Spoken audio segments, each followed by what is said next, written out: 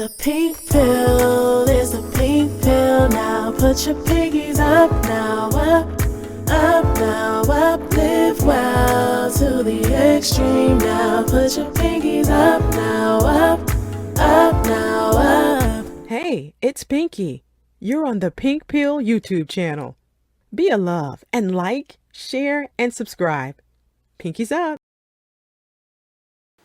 Imagine, if you will, that you were in a famine and your every waking moment was about how you would feed yourself. You live in a village of 100 people with only one bakery to feed the 100 starving people. That bakery has complete control over your source of food. As the only source of bread in a village full of 100 people, how much would you think the baker would charge for a loaf of bread? After all, he has no competition, and the demand is completely focused on his product. What's worse is that the bakery only has a limited amount of capacity, only enough wheat to produce 80 loaves of bread for 100 starving people. When you're in a situation where you're starving for a basic need that has limited quantities, what would you do to feed yourself and to ease your hunger pains? Maybe the better question is, what wouldn't you do? Food is a basic need, but so is relationships and attachments. Romantic relationships in humans is a basic need. For many of us, we're seeking relationships under starvation conditions.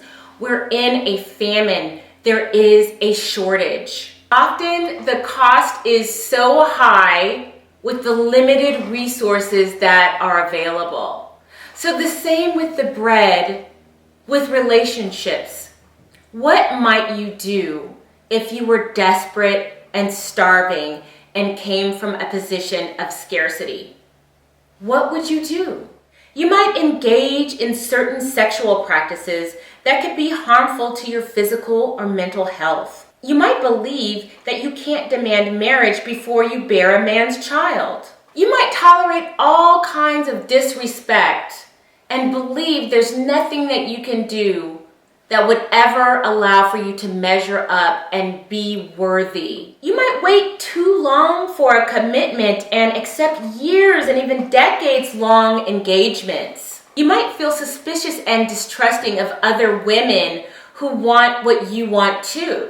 Or you might engage in betrayal of women who are in your tribe because you're all starving. If you're married, you might tolerate all manner of cheating because you feel like there's just not anything better. You might go through all manner of physical alteration to meet an impossible standard. Like a pack of dogs, you might fight over scraps. You might resign yourself with the knowledge that you're sharing your partner with another woman, or heck, multiple women.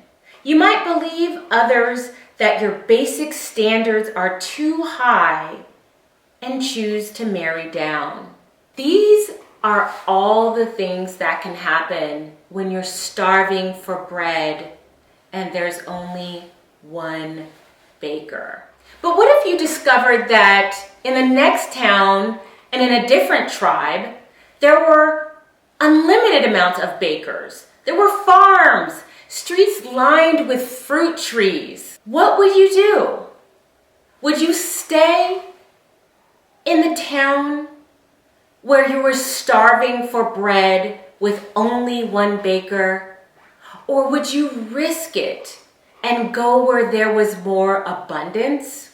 Ask yourself that, and ask yourself why I'm making this analogy.